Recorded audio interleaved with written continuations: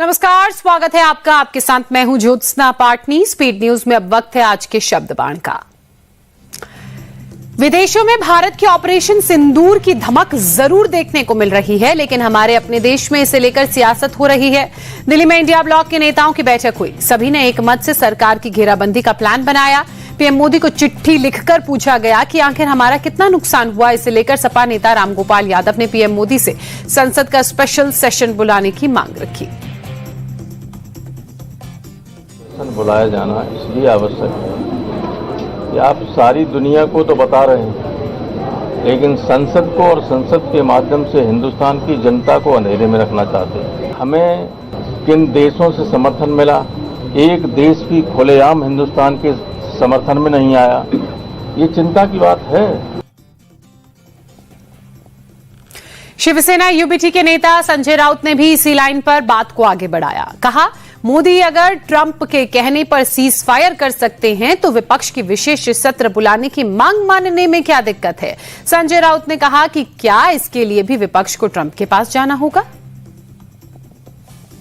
हम प्रमुख opposition party है और अपोजिशन पार्टी देश की जनता की असली आवाज है। अगर हम चाहते हैं कि देश में जो हुआ है उसके लिए स्पेशल सेशन, एक विशेष सत्र बुलाकर चर्चा हुई तो लोकतंत्र की प्रतिष्ठा रहेगी और देश की जनता को सच पता चले। खास बात यह है कि इंडिया अलायंस की इस मीटिंग में आम आदमी पार्टी शामिल नहीं हुई। हालांकि संजय सिंह ने भी विपक्ष की इसी मांग पर जोर दिया। संजय सिंह ने कहा कि इंडिया ब्लॉक का अस्तित्व सिर्फ लोकसभा इलेक्शन तक ही सीमित था, इसलिए वो इस मीटिंग का हिस्सा नहीं बने, लेकिन देश हित के लिए पूछे गए सवालों में आम आदमी पार्टी भी विपक्ष के साथ है।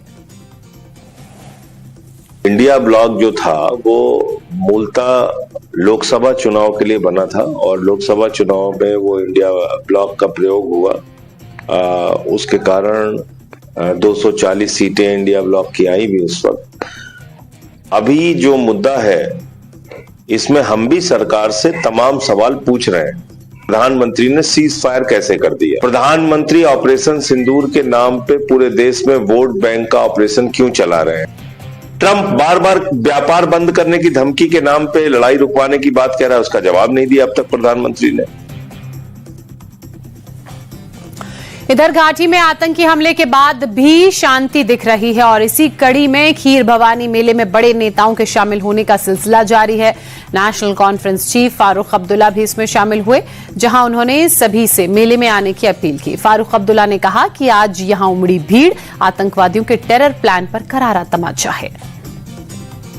मैं समझता हूं सबसे बड़ी बात यह है कि लोगों के दिलों से डर निकल गया है और उन लोगों पे छपात है जो चाहते थे कि यहाँ पे फसाद रहें, भाई भाईचारा दूर हो जाए। ये मेला दिखाता है कि भाईचारा जिंदा है और भाईचारा जिंदा रहेगा। बस शुक्रिया। बस भाईचारे का संदेश है, भाईचारा जिंदा है और भाईचारा जिंदा रहेगा।